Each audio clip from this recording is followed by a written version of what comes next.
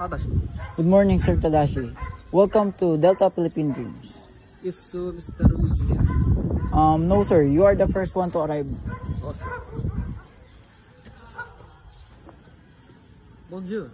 Bonjour, sir. Good morning. Luigi. Good morning, Sir Luigi. Welcome to Delta Philippine Dreams. Is my friend Tadashi here? Yes, sir. Merci. Good morning, sir. What's your name again, sir? My name is Ralph. Sir Ralph, welcome to Delta Philippine Dreams. Is my friend already here? Yes, sir. They are waiting for you inside. Tadashi. How are you, my friend? Oh, that's net. How are you, Luigi? Good. I'm very good. How are you?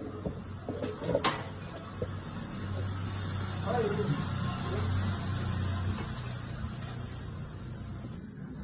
Sir, your friend are waiting for you inside.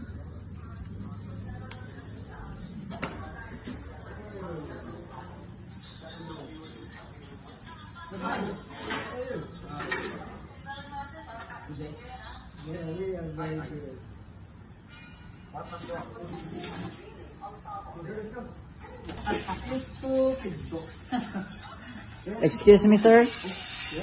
Sir, let me guide you to the casino, sir.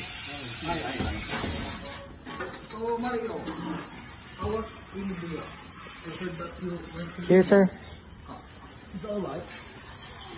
But, sumimasen, is this the casino that's? Yes, sir.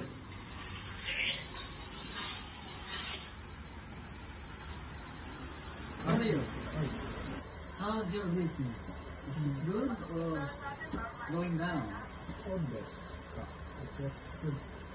Yes. How about you, Mario? Still alright? Excuse me, sir. The Mario. Yes? Sir, how was your flight? Trivia. So that's it. Do you want to hear some trivia about Cebu City? In this city, the very first expatriate Ferdinand Magellan was murdered at 1521 by a Cebuano named Lapu-Lapu. Hence, the name of the city is Lapu-Lapu. Very nice. That's extraordinary thing to hear Yes, sir. when you come here in the Philippines. That's why we call this city Lapu-Lapu. It's very good, right? Trivia. We also have a fish named Lapu-Lapu, sir. You must try it because it's Oh, sure. a famous delicacy here. Definitely not to try. Yes, sir. Excuse me, sir, for a while.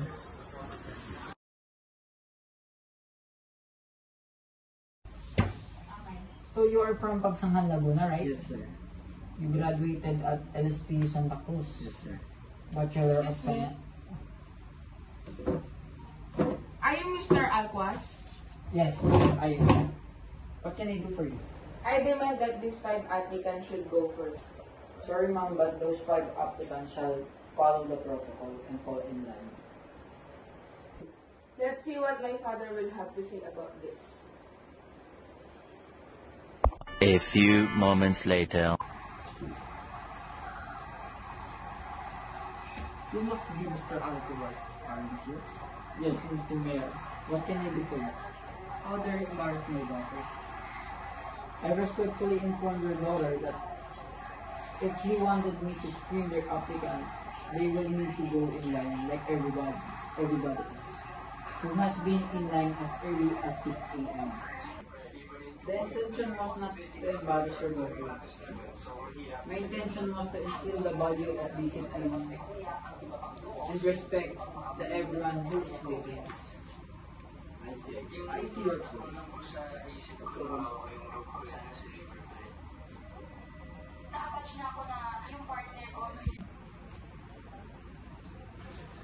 Good morning, ma'am. Why did you call me? Good morning. Here's your ticket. You must go back to Manila as soon as possible. You must leave Cebu.